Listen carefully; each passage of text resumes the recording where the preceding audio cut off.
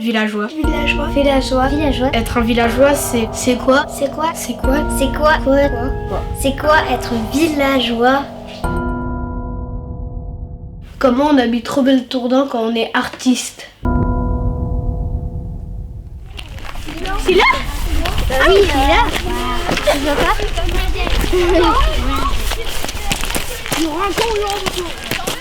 On voulait, avec mon mari, vivre à la campagne, quitter la ville de Saint-Étienne. En fait, c'est le village de mes grands-parents. Mon père habitait à Revel et ma mère habitait à Tourdan. C'est vrai que j'ai beaucoup aimé le terrain par rapport aux grands paysages qu'on a autour. Bière-au-Valoir, qu'on voit sur le Pilat, le Vivarais, tout ça. Donc je trouvais que ce lieu était parfait pour faire le projet qu'on avait, de construire une maison pour faire à la fois un lieu d'art, où on pouvait montrer, où je pourrais continuer de travailler, stocker et vivre, donc comme n'importe qui dans un village. Et je trouve que c'est un village dynamique et ça tombait tout à fait dans le projet qu'on avait. Ce qui nous intéressait aussi, c'était de faire un lieu tout neuf, et de construire une architecture qui soit une belle architecture en bois. Le bâtiment est-il écologique? Aujourd'hui, avec le changement climatique, c'est important d'avoir des maisons qui ne soient pas consommatrices d'énergie. C'est un bâtiment qui est bien isolé. Donc, il est bien isolé. Donc, pour chauffer ici, on n'a qu'un poêle à bois et on va utiliser très très peu d'énergie pour chauffer. Toutes vos œuvres, elles sont faites en bois? Elles sont sur toile, sur médium, ou parfois elles sont en métal, parfois il y a de la pierre, parfois c'est du papier. C'est vraiment tous les matériaux, j'utilise tous les matériaux. D'où vient maintenant le basculeur?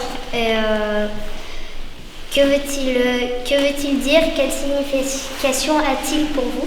Et à partir des années 90, j'ai travaillé en peinture sur une idée que j'ai appelée basculeur universel. Parce que c'était des œuvres qui donnaient l'impression de basculer l'espace. C'était des peintures qui étaient au mur, et on avait l'impression que le mur, il devenait un horizon. Voilà.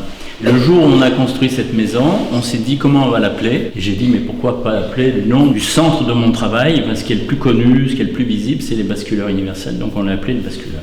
Pourquoi avez-vous choisi l'art? Depuis quand êtes-vous, artiste? Depuis les années 70, je dessinais bien quand j'étais enfant. Et on me disait, toi tu devrais faire les beaux-arts. Ma grand-mère habitait en face, ma grand-mère à Saint-Étienne habitait en face des beaux-arts. Après, quand on fait les beaux-arts, deux solutions. Soit on continue à travailler comme artiste, soit on arrête. Maintenant encore, je continue jusqu'à ma mort, c'est-à-dire qu'on n'a jamais de retraite. Pour vous, quel est le lien entre la nature et l'art? Il existait au XIXe siècle, dans la nature, des lieux qu'on appelait temples de la nature, qui étaient des petits lieux, petits édicules construits. Ici, Marc montre l'attachement qu'il a à la nature, les arbres, les rivières, et puis les la forêts. Nature humaine. Et la nature humaine aussi. Ouais. Avec des œuvres. Alors après, quand on les regarde, on est obligé de s'arrêter quelques minutes, vraiment, et puis aller chercher au fond de soi, réfléchir et trouver des pistes, des idées qui vont se dire, mais qu'est-ce que cette œuvre-là me dit de la nature? Où est-ce qu'il y a la nature là-dedans? Où est-ce qu'il y a l'idée de la nature? Parce que on peut parler toute une journée du mot la nature, en fait.